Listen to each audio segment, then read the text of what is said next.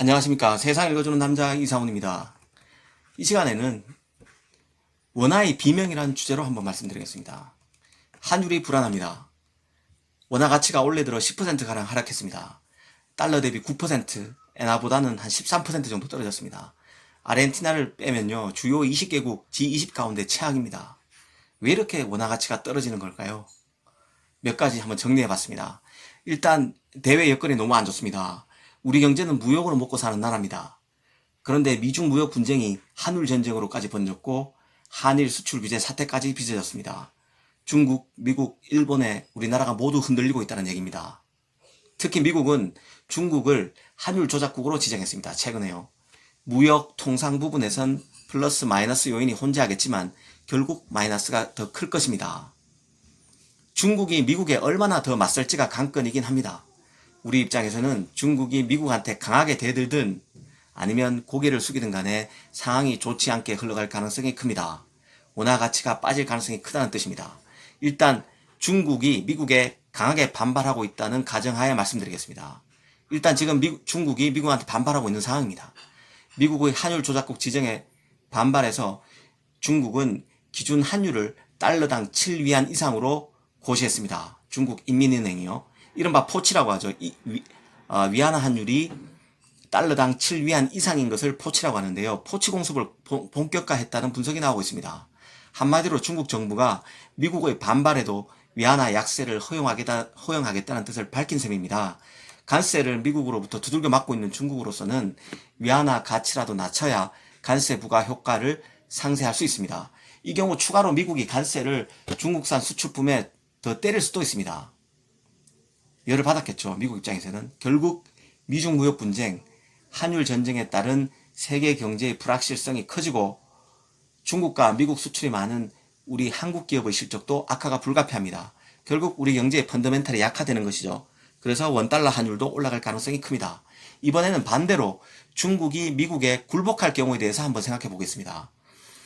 중국이 미국에 굴복한다는 얘기는 위안화 절상을 용인한다는 뜻입니다. 그렇다면 여러 품목에서 중국과 경쟁 중인 우리 입장에서는 한국 기업에 도움은 될 수 있습니다. 중국 제품과 경쟁하는 입장에서는 위안화가 절상이 되면 아무래도 우리 입장에서 더 낫겠죠. 경쟁할 때. 하지만 일각에서는요, 우리 제품의 경쟁력이 이제는 가격보다는 기술 품질 등에서 연유하는 것이 많기 때문에 이 환율 효과가 크지 않을 가능성이 크다는 분석도 나옵니다. 일리가 있습니다. 특히 세계 경제 침체에 따른 무역량 감소 효과는 여전해서 원화 가치가 빠질 가능성이 큽니다.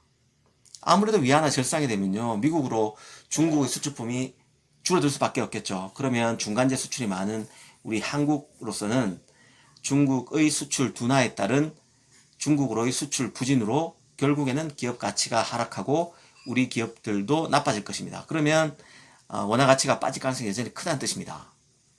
중국이 강하게 대들든 아니면 미국에 수그러들든 이나저나 쉽지 않다는 뜻입니다. 결국 원화 가치가 떨어지면요, 원자재, 원유 등을 수입하는 우리 기업들 부담은 되게 커질 것입니다.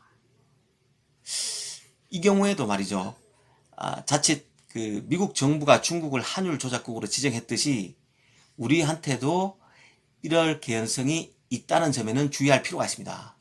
원화 가치가 떨어지니까 왜 늘 또 환율에 개입했냐는 식으로 우리에게도 환율 조작국으로 더 씌울 수도 있습니다.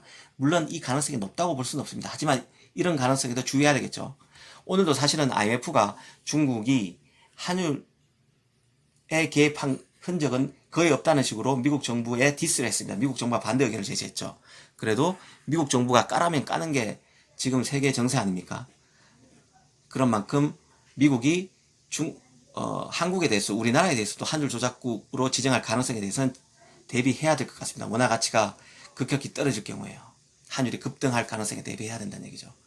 반일 싸움도 불안합니다. 우리 정부 입장에서는요. 일본이 금융 공격을 할 가능성은 없다고 우리 정부는 항상 얘기를 하고 있는데요. 설사 돈을 빼나가도 충격이 크지 않다고 장담하고 있습니다. 하지만 1997년 외환위기 당시를 한번 보십시오. 가장 먼저 만기 연장을 안 해준 게 일본 은행 건입니다. 이게 결국 외국 자본의 한국 탈출 신호탄이 됐죠. 이명박 전 대통령이 독도를 방문하자마자 한일 통화 스와프부터 끊었던 게 바로 일본입니다. 돈줄 재는 게 가장 아프다는 것을 일본은 너무나 잘 알고 있습니다. 지금 당장은 아니겠지만 한일 경제 대전이 더 격화될 경우 일본이 반드시 돈으로 공격할 가능성이 있다고 보는 게 합리적일 것 같습니다. 하필 미중 한일 전쟁으로 원화값이 급락하고 엔화가 세지는 터기 때문에 더 불길할 수 있습니다. 그리고 또 원화 가치가 떨어질 것으로 보는 이유 중에 하나는요, 들어오는 달러는 줄고 나가는 달러는 늘고 있다는 점입니다. 지금 한번 보십시오. 정부가 일본 수출 규제 이후 기업의 입장을 많이 헤아려주고 있긴 합니다. 하지만 여전히 반기업 정서가 적지 않습니다. 기본적으로 기업들은 문재인 정부의 성향에 대해서 믿음이 없습니다. 최저임금 인상만 해도 그렇죠. 노조 친화적인 정책도 그렇습니다. 주당 52시간 근로시간 정책도 그렇습니다. 온갖 규제 해외로 안 나가는 게 이상합니다. 우리 기업들은 국내는 투자는 안 하고 해외에다가 공장을 짓기 바쁩니다. 반면 올해 상반기 경상수지 흑자는 7년 만에 최소로 쪼그라들었습니다. 국내에 들어오는 산업 투자는 1년 새 반토막이 났죠. 심지어 재산을 불리는 개인 투자자들도 매력 없는 국내를 외면하고 해외 주식, 그 다음에 채권을 찾고 있는 상황입니다.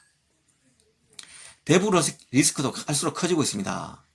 남북 하해 모드는 지금 파탈이 난 상태죠. 평화경제를 우리 문 대통령이 말하자마자 김정은은 바로 다음날 미사일을 쐈습니다. 한일 수출 규제로 지소미아 파기 가능성마저 언급되고 있습니다. 한미일 군사정보 협정이죠. 이 지소미아 파기 가능성마저 지금 정치권에서 유력하게 나오고 있는 상황입니다. 미국이 방위비 분담, 중거리 분담을 크게 올리려고 하고 있죠. 그 다음에 중거리 미사일도 한국이나 일본 쪽에 배치하려고 합니다. 그 다음에 호르무즈 해협에 파병 요구까지 하고 있습니다.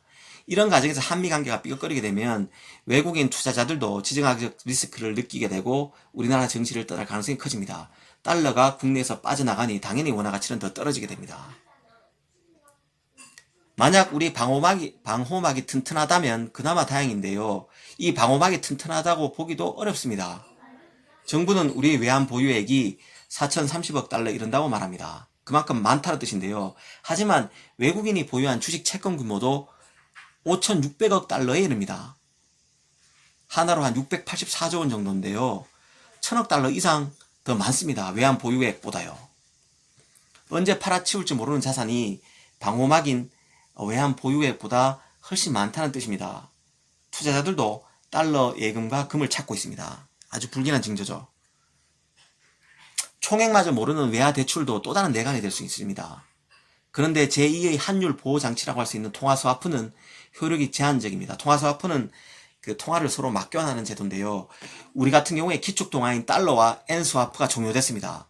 남은 것은 중국 위안화, 스위스 프랑 같은 다른 통화스와프인데요. 아무래도 기축통화가 아니기 때문에 우리로서는 불안할 수밖에 없습니다. 여기에 우리 정부의 겨시 정책적 대응 여력도 충분치 않습니다. 상반기 재정은 38조 원의 적자로 사상 최악이었습니다. 금리를 올리기 어렵다는 얘기죠. 우리나라 경제 복원력도 믿업지 않은 상태인데요. 통화 가치가 떨어지면 가격 경쟁력이 올라 수출이 늘고 달러가 들어와서 통화 가치가 제자리를 찾아가는 게 일반적인 구조입니다. 하지만 2008년 금융위기 때도 이런 과정을 거쳐서 원화 가치가 회복됐습니다. 하지만 지금은 어떨까요? 상황이 조금 다릅니다. 중국 제품의 경쟁력이 턱밑까지 쫓아왔습니다. 원화 가치가 떨어져도 예전만큼 수출이 잘 되기를 기대하기는 쉽지 않다는 뜻입니다. 또 마지막으로 환율 급등 사태에 외국인 투자자들이 투자자 이익 한수시 한차손을 우려해서 다시 주식을 팔아치우는 악순환도 빚어지고 있습니다. 이런 현상은 외환위기 때도 나타났고 글로벌 금융위기 때도 나타났습니다. 아무리 주식 투자로 수익을 내도 환율이 급등해버리면 원화 가치가 떨어져 버리면 다시 번 만큼 원화를 다시 달러로 바꿔야 되는 입장에서는 한차손 때문에 버는 것을 다 까먹을 수 있습니다. 이런 문제 때문에 환율이 또 뛸 수 있습니다. 악순환이 빚어질 수 있다는 뜻이죠. 정부는 이런 가능성을 알고 조금 더 외교, 안보, 경제 쪽에 조금 더 신경을 써야 될 것 같습니다. 제가 경제 문제를 얘기하면서 한일 정책을 얘기하면서 외교 안보를 얘기하는 이유가요. 미국과의 관계가 틀어지면 결국은 한일은 급등할 수밖에 없습니다. 미국이 우리에게 페널티를 줄 경우 생각해 보십시오. 만약에 한미 관계가 틀어지면요. 지금 한일 관계가 상당히 안 좋은데요. 한미 관계까지 불똥이 틀 경우를 생각해 보십시오. 결국에는 외국인 투자자들이 빠지게 되고 환율은 급등할 수밖에 없습니다. 외환 위기가 또다시 초래될 수 있다는 뜻입니다. 이런 가능성이 낮다고만 얘기하지 말고 항상 리스크에 준비하는 자세가 필요할 것 같습니다. 감사합니다.